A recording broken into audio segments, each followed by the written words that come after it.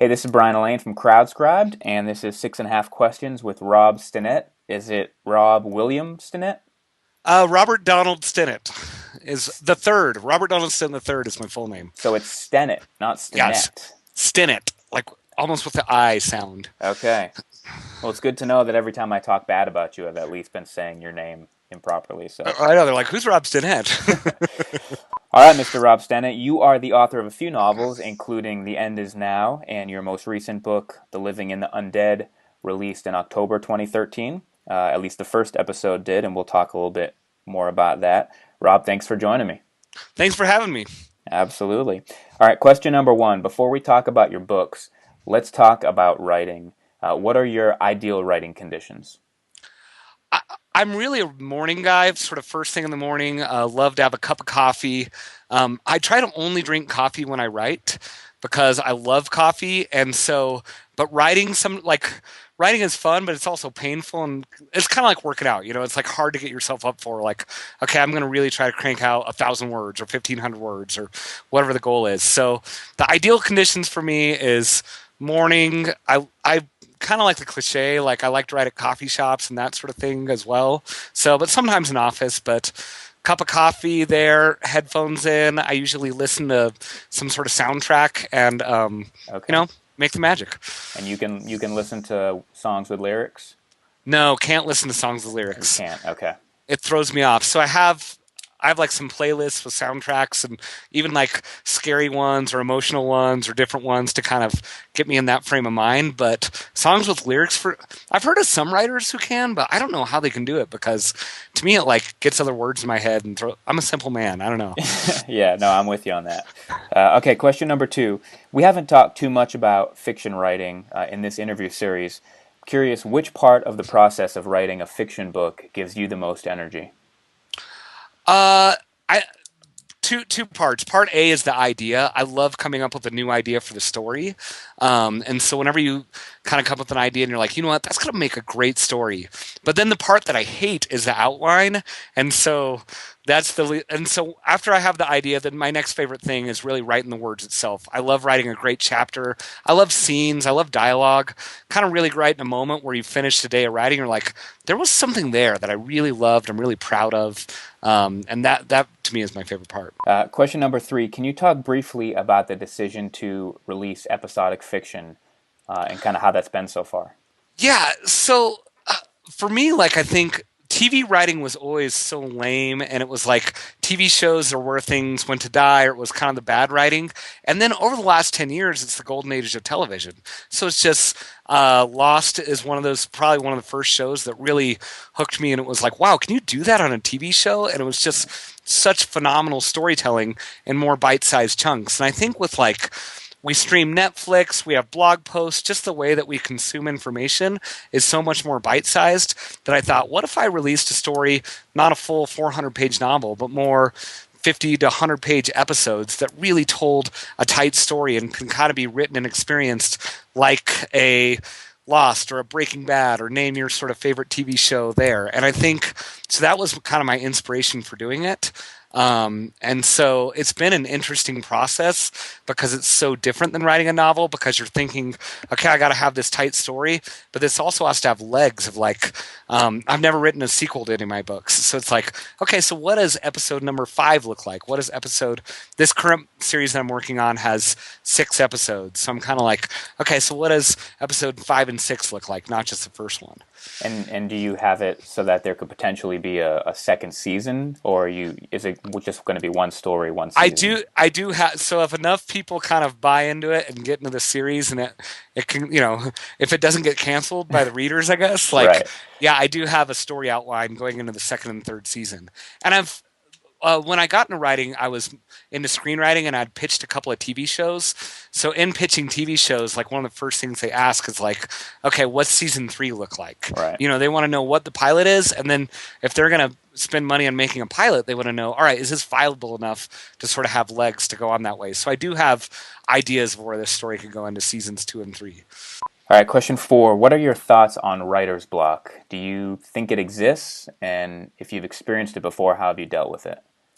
I do think it exists. I think for some people it's just like, oh man, I'm not feeling it and whatever else. I try to write every single day, no matter what. I have a 2 hour chunk that I just set aside and I write and I turn off Facebook and everything else and really force myself to do it. But there are certainly times where I'm like, this is painless and it's a 2,000 word day. And there's other times where I'm like, I wrote 200 words and I don't know if any of them are usable. And so I think for me, what will cause it is when I'm feeling discouraged, when I'm feeling like a little lost in the story, like I don't know where it is, or I'm like, kind of the voices of like, is anyone going to read this? Is anyone going to like it? And that sort of thing. I mean, that stuff is real. And I think writers on any level sort of fear the audience and will it hit? And that sort of pressure can turn into writer's block. Question number 5. No one knows where the publishing industry will be in 5 years, but do you have any thoughts to where it might be going, or maybe something we'll see in 5 years that we would not have even envisioned today? I don't know. There's like robots that are going to be delivering our books. Robot Right. drones, apparently. Like that story broke this week. That's a great question. I think that part of the reason that I'm experimenting with this episodic novel is kind of wondering if readers still want longer books, if they if they want things more bite-sized. I do think bookstores are here to stay. That's a conversation I get into with a lot of writers, and I think like whatever the ebook has sort of done to bookstores, I think we've seen its worst. I don't know if the big Barnes and Noble chain is going to stay or how that's going to look necessarily, but I do think print books and everything else like that is here to stay. And so that may be the biggest surprise of all, is that unlike CD stores or movie stores or everything else that are going away, I think books are different. And so maybe the biggest surprise is that some things will stay the same. All right, question number 6. Most of the nonfiction writers that I know have some degree of an urge to dabble in fiction. So what would you say to those folks, or maybe just anyone who wants to undertake their first novel? What's some specific advice that you could give them for approaching such a daunting task? A story is like a marriage. It's like something that you're going to think about all the time. So find something that you really, really love. If it's something that you're like, oh, this is a type of story that I could date or whatever else, like don't imagine when you first write that story, imagine how you're going to feel about that story a year into it. And if you still think this is something I could be passionate about a year from now, I think that's a good sign that you have a book that you could really write. And then I think just go for it. I think storytelling is something that's so human. It's something that we do all the time. And sometimes there's a stigma of we grew up in English class of what a great American novel could be or whatever else. But really, it's just kind of storytelling and finding your voice and story that you believe in. And there's a lot of nonfiction authors that I'm sure you've interviewed that I'd be like, I'd love to see a story from them. So I'd encourage them to find that story they love, and they know their voice. And it's a little bit different in fiction, but I think there is some carryover between fiction and nonfiction. And so, I don't know, maybe write something in the first person. It's what you do in nonfiction writing anyway. So, All right, last question. Question number 7. You're a huge Broncos fan, as evidenced by your ball cap there. They're having a great run here in 2013, but I want you to go on record. What is your prediction for the 2014 Super Bowl? Which 2 teams and who's going to win? well, as long as it doesn't get cold in Denver in January, or if it doesn't get cold in New York in February, I think Broncos are a slam dunk to win the Super Bowl.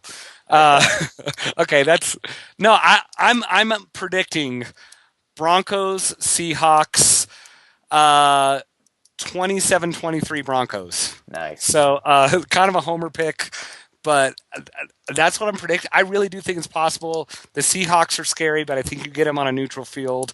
I think Russell Wilson's inexperience versus Peyton Manning's experience. It's going to be a great day for the Broncos. Awesome. Well, you can find Rob on Twitter at Rob Stennett, Stennett. And you can find his books all over Amazon.com. Give me the 15-second elevator pitch for The Living in the Undead. Living in the Undead is a prodigal son story about an Amish kid, runs away from home, runs into some supernatural creatures, and it gets crazy from there. Nice. Well, yeah, you can check that out at Amazon.com. And to connect with readers and authors, find great books, and maybe even publish your own, visit CrowdScribed.com. Thanks so much, Rob, for your time.